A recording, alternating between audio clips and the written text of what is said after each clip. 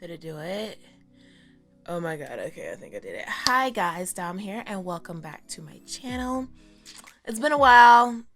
Street Fighter is still coming, I'm sorry. But I had the really good, a really good idea to do the reading of The Raven by Edgar Allan Poe. Now, Edgar Allan Poe is like an old school, creepy type of poet.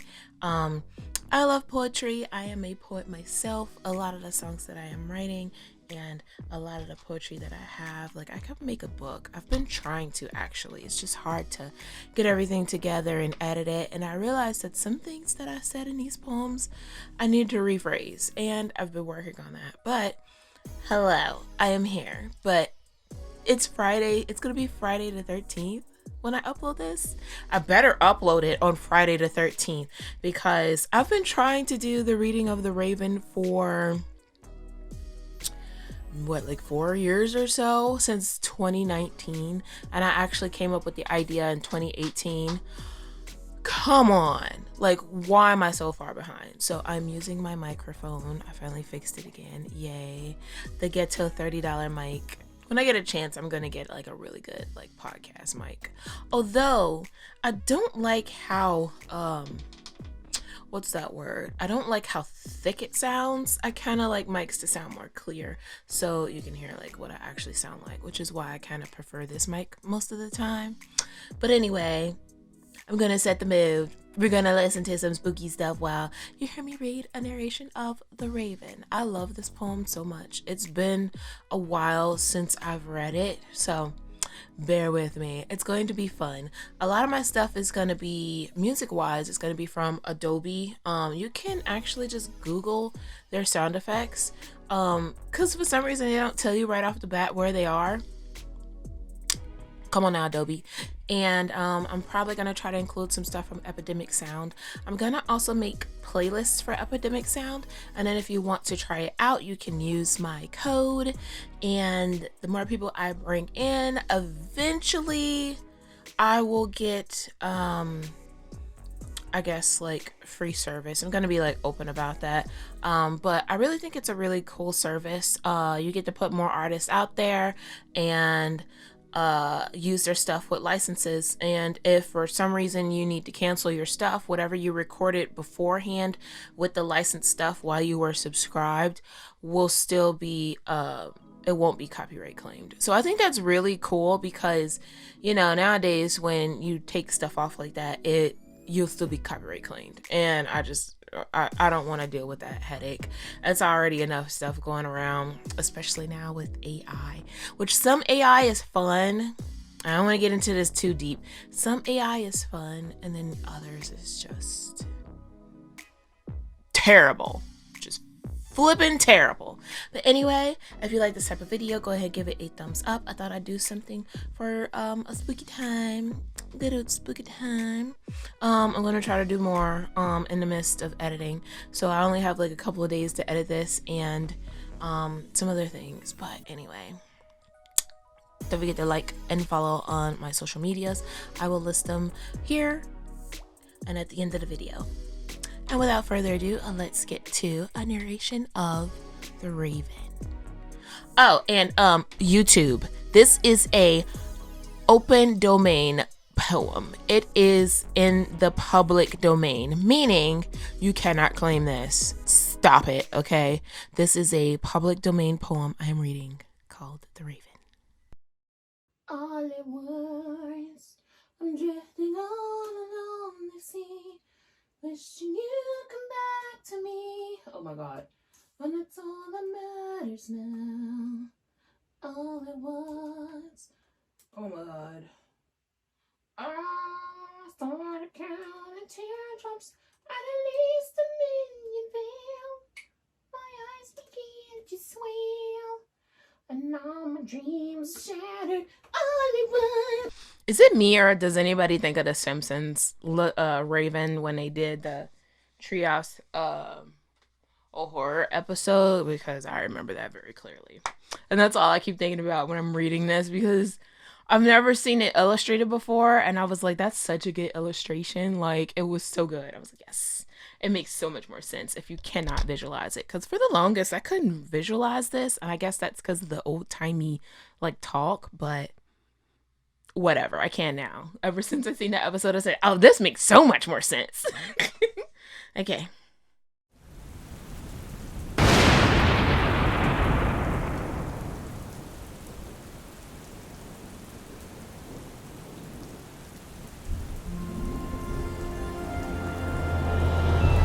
The Raven by Edgar Allan Poe.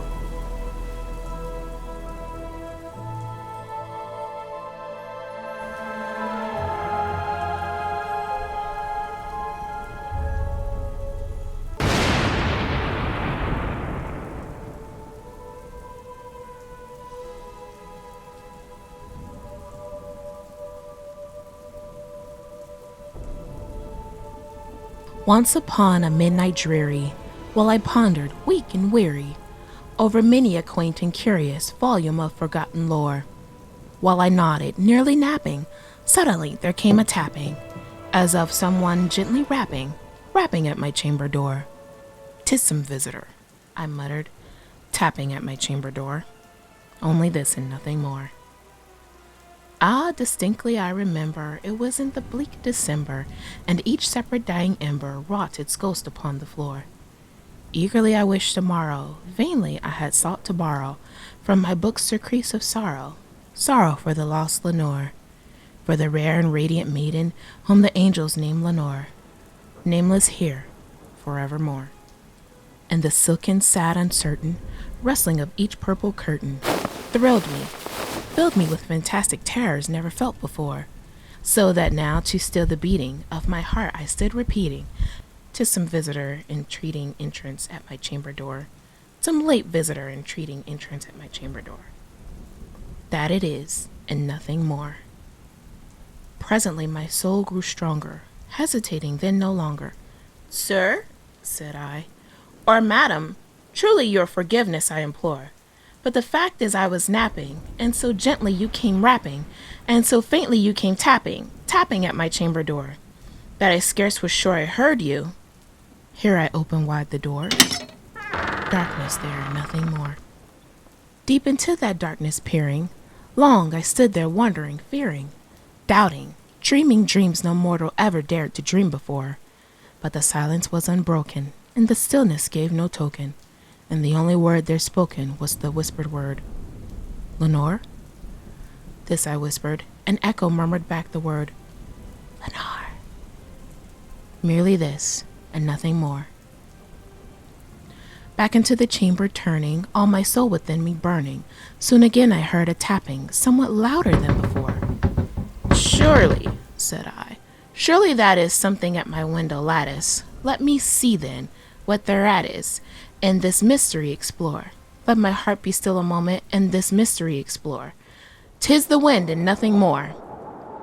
Open here I flung the shutter, when, with many a flirt and flutter, in there stepped a stately raven of the saintly days of yore.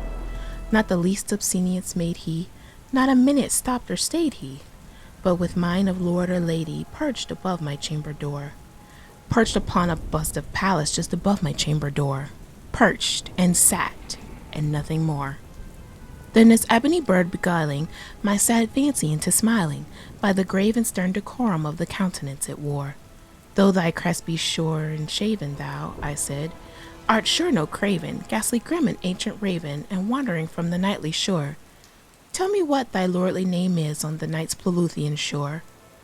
Quoth the raven, "Nevermore." Much I marveled this ungaily, foul to hear discourse so plainly, though its answer little meaning, little relevancy bore.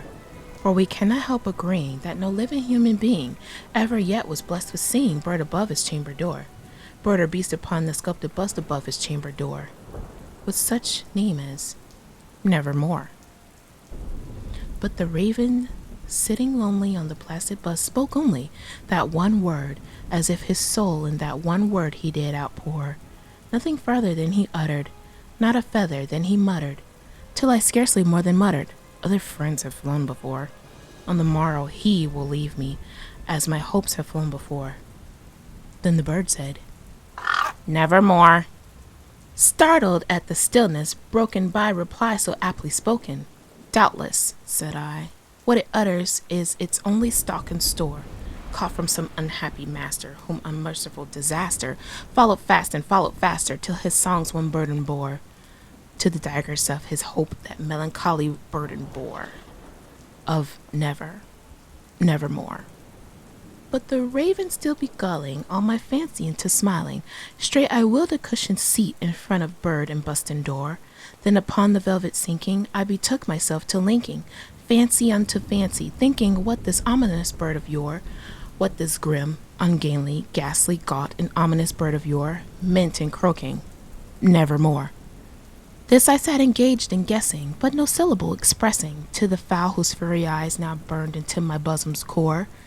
This and more I said divining, with my head at ease reclining on the cushion's velvet lining that the lamplit gloated o'er, but whose velvet violet lining with the lamplight gloating o'er, she shall press, nevermore. Then, methought, the air grew denser, perfumed from an unseen censer, swung by seraphim whose footfalls tinkled on the tufted floor.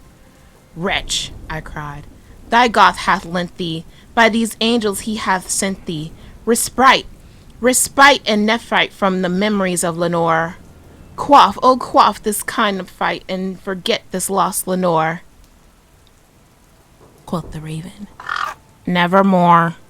Prophet, said I, thing of evil, prophet still if bird or devil, whether temper sent or whether tempest tossed thee here ashore, desolate yet all undaunted, on this desert land enchanted, on this home by horror haunted, tell me truly, I implore, is there balm in Gilead?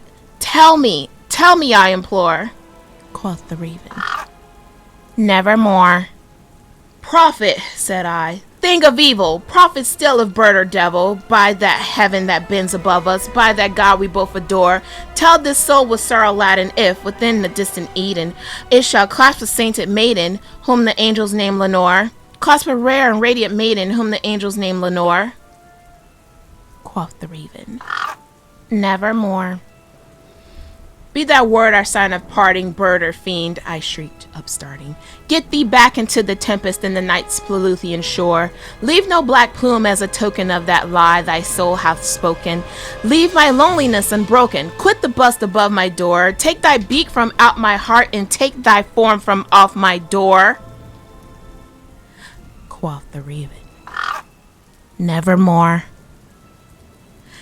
And the raven, never flitting, still is sitting on the pallet bust of palace just above my chamber door, and his eyes have all the seeming of a demon's that is dreaming, and the lamp light o'er him streaming throws a shadow on the floor, and my soul from out that shadow that lies floating on the floor shall be lifted nevermore.